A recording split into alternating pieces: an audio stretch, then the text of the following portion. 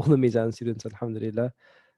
Always good to be back in class again. Alhamdulillah Rabbil Alameen. So Bismillah ar-Rahman ar-Rahim. I think um, last week we spoke about the Islamic view about death and how kind of imminent death is to a Muslim, and how inevitable it is, and how our view is definitely like a long-term view on life. Today I would like to share a story which maybe I think some of the students who've been at Mizan for a while, you've probably heard the story already, so I apologize in advance for that. So perhaps the story is mostly for the first year students. But I thought I might share some story about my own journey. And I think each person has their own kind of life story and their own journey. And we definitely all go through different stages in our lives. And I share my story, inshallah, with the hope that perhaps there is some benefit in that, inshallah. So, and why I share it also is because I don't, it doesn't matter, I think, who you are or what kind of life you lead. The thought of death you can't escape it. I mean, even if you're not a believer, even if you're someone who doesn't believe in God, the thought of death will always haunt you. And I think that's the nature of being a human being. It's the nature of our mortality, is that the thought of your end is always something which is present in your mind. No matter how much you might try to drown it out or push it to the back or ignore it, it'll always come back to, in a sense, haunt a person to think about the inevitability of your own life. And so, I mean, if I had to sum up my kind of childhood, I think I had a pretty normal, alhamdulillah, Cape Town childhood. I don't know what that actually means, normal, but in the sense that I didn't grow up in a sheikh family or in a Maulana family or an Imam family. Alhamdulillah, I had good parents and good examples of Salah and Quran and spirituality. But I didn't have any particular formal Islamic education growing up. And I actually remember in my 20s, I used to really actually feel uncomfortable in like a khadat or a dhikr because I didn't know the words. You know, like if you're like an adult now, you're in your 20s and then everybody around you is like Pacha and Yasin and they're reading the Voorweek and you don't know it. It feels like a bit uncomfortable. Then you have to like kind of mime it and then so that's when I was growing up. And then even by my 20s, I mean, I think I was unable to recite a page of the Quran fluently in my 20s. And then, so that's like the context basically. After school, I went to university. I studied business science there for 4 years. And then immediately after graduating, I went to work in Johannesburg for about 3-4 years as a management consultant in Johannesburg. Without doing any formal Islamic studies, without any plan to do Islamic studies, without any kind of thought about it, actually, it just didn't really occur to me. So that was basically where I was at. And when I was about in my mid-20s, probably 23, 24, 25, around about there, I don't know how and I don't know when, but at some point I came across this verse on the screen.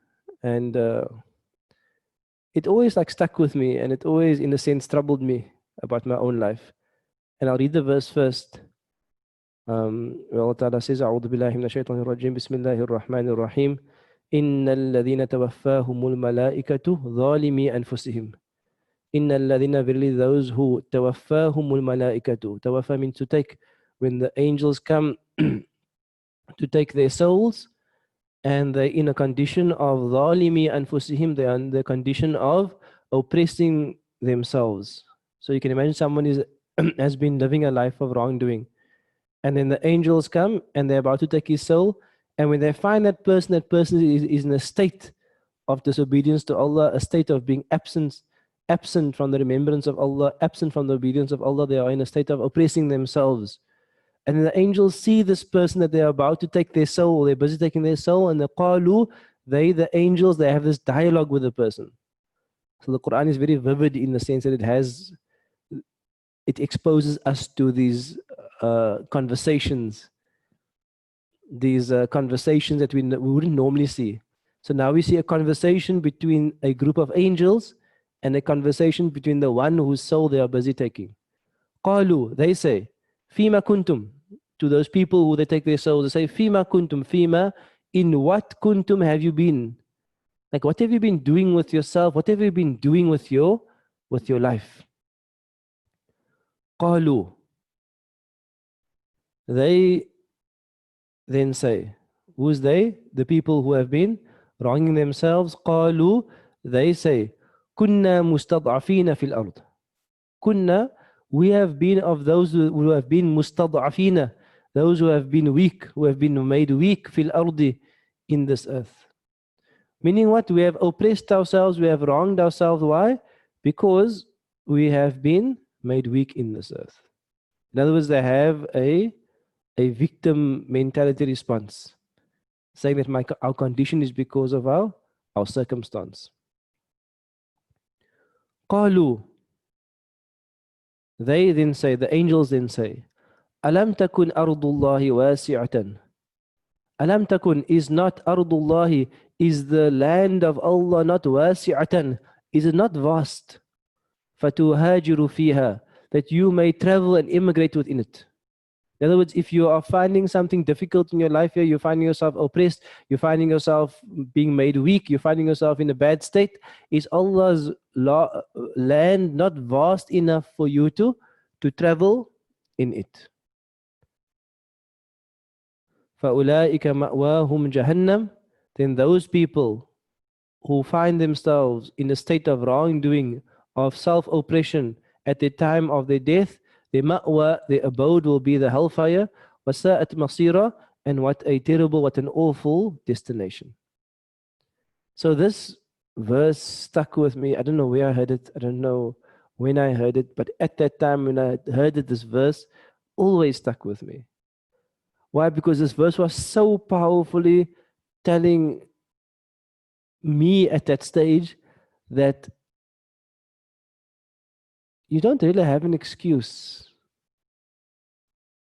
The excuses that you present are not really actually excuses. That sometimes you have to do what it takes, and here the angels are saying what it takes in this case sometimes is that even you have to, if you're not being in a good state in one place, you have to travel to some other place to find a better state. But the worst thing would be to die in a state of oppressing yourself. And I'm not saying that life was terrible in Joburg. I'm not saying life was terrible with my life there. Alhamdulillah, it was a normal life. But you know how that life is. That life is like a relentless life of just kind of work and just, I don't know, work and entertainment and friends and more work. I suppose that's how many people's lives are. And for me, you came to a point where you ask, is this it? Is this what life is really about? Because for some people, it's sufficient for them to work, and some people are really invested emotionally into their kind of material gain. So some people, and inshallah, not any of us, they very self-invested in material gain. In other words, they don't work just to provide for their family and to have rizq. They work because they are addicted to material gain. And for people like that, yes, it's fine for them to keep working because the game keeps going on and the score is measured by how much income you have. But for me at that time, alhamdulillah, that meant nothing in my life. Really, it didn't mean anything to me. And so when I was about 25 years old, I decided eventually it was time for me to make hijrah. It was time for me to make hijrah. Why? Because there was more to life than just this job and this life. Even though it was a good life and a comfortable life, and outwardly it would look like success. You have your own flat and your own car and you have a high profile job and everything looks good. But inwardly, it actually meant nothing. Inwardly, it meant nothing. And then at about 25 years old, I booked a 1 year return ticket to Syria. And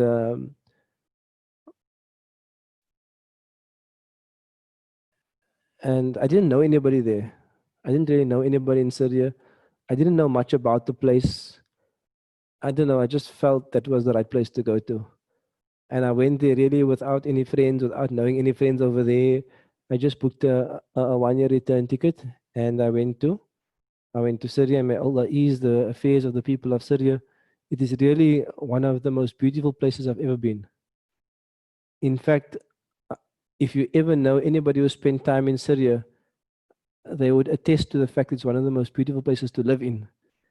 And Alhamdulillah, in Syria, I studied some Arabic and I learned to read Quran a little bit. Alhamdulillah, did some tajweed and learned to read Quran. And just really, I think what makes Syria unique was that in Syria you had a very strong um, scholarly tradition. So you had a many ulama that were experts in the science, that were teaching and that were learning. And at the same time, you also had a very strong spiritual tradition. And there was that blend of scholarly teaching along with spirituality. And that blend was really beautiful to experience and be a part of. And it was very transformative for my own life. And then from there, I spent a year there, Alhamdulillah. And then I came back and I studied at Darul Naim for a year. And then I studied at Manatas Madrasa in Strand for another 4 years. And it was, I was never actually planning to become a Maulana or Sheikh or anything. It wasn't really any part of the plan. It was just, I just spent a year in Syria and I really enjoyed it and I benefited from it. And I came back to South Africa. I worked for another year to get some money and I went to study again for a year. And while I was studying, I never stopped working actually. I would study for 7, 8 months and I'd go work for 2, 3 months and go study again for 7, 8 months and go work again for 2, 3 months. And I mean, to this day, I still keep working. I haven't left my professional field. So I still keep working as well, besides the Mizan work and Inlight and other things that I do on the side. Um, Alhamdulillah. The reason why I share the story with you is that there are going to be many points in your own life where you're going to ask yourself and you're going to review and you're going to think, is this what my life is about? Is this what I want to do with my life? Is this my legacy that I want to leave in this world? Is this my true purpose that Allah has sent me for? Am I really doing that? And I do understand, obviously, we're often constrained. In other words, we can't always do what we like. Obviously, we have to earn a living and we have to make ends meet. I understand that. And I'm obviously aware of that. But at the same point, you also have choices. You do have choices on how to earn your living. You do have choices often on how much to work. You have choices on which career to be a part of. You have choices on which company to be a part of. You have many choices actually within life. And Alhamdulillah, I mean, I made these choices before I was married and before I had kids, so it was much easier, it was much more flexible. But when you are going to introspect on your own life, what is your state going to be and my state going to be when the angels come for our souls? Because there's going to come a moment when the angels come and they come to take our souls, and we are either going to be those of dhalimi anfusim, those who have oppressed themselves, or those who have tried to take care of themselves. And when the angels come, we might also have a conversation with the angels. And what's the conversation with the angels going to be like? Those angels of death that come to take our soul. What's the conversation going to be like? is going to be, why are you in this state? What have you been doing in this land? Or it's going to be, Bushra lakum, glad tidings for you, that you will enter honored into the next life.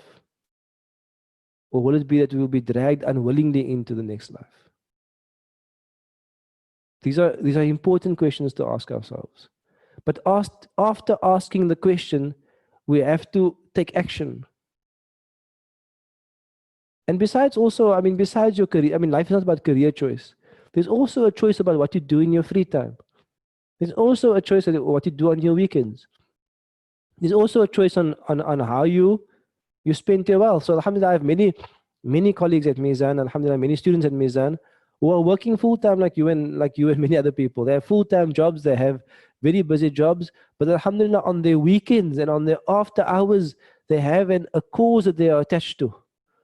They are involved in orphanages, they are involved in Quran schools, they are involved in feeding schemes, they are involved in a cause as well.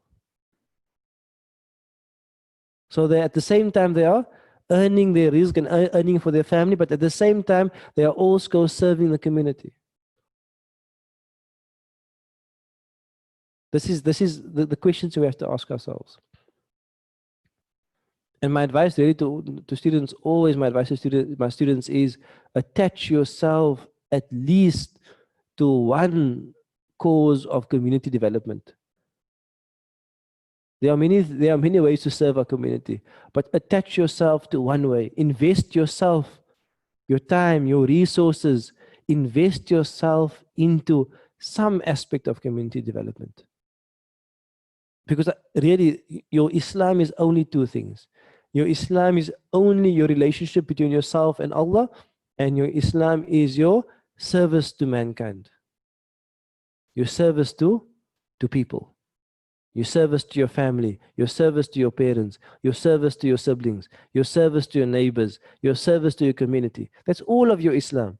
Your relationship and attachment to Allah Ta'ala, and your service to those who are around you.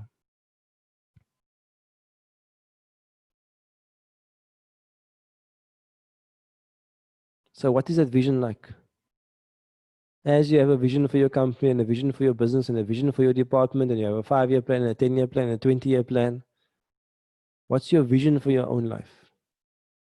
What legacy do you want to leave behind? What do you want to meet Allah and say, Allah, Ya Allah, this was my life's work.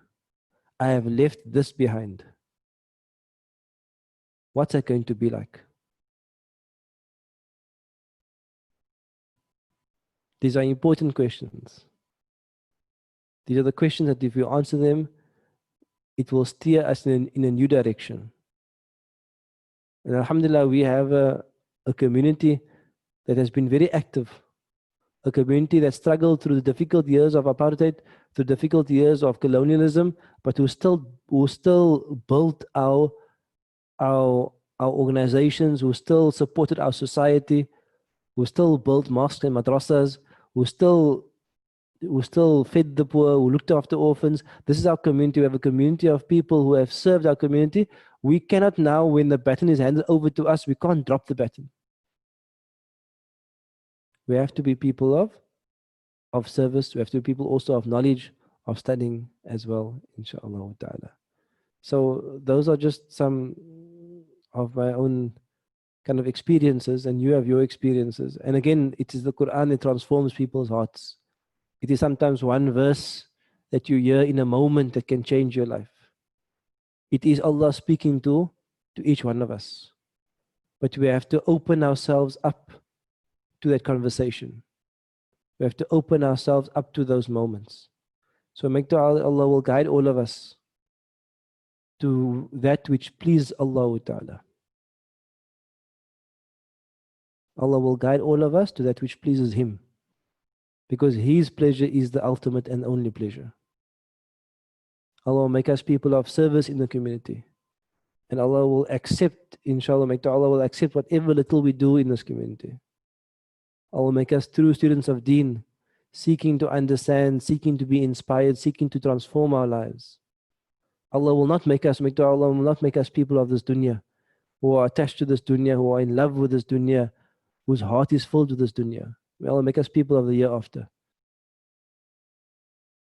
And may Allah give us a good life. And in the end, may Allah also give us a good death. That we meet Allah Ta'ala while He is pleased with us. Allahu Amin. Please keep us in du'as, and we will continue next week, inshallah. Wassalamu alaikum wa rahmatullahi wa barakatuh.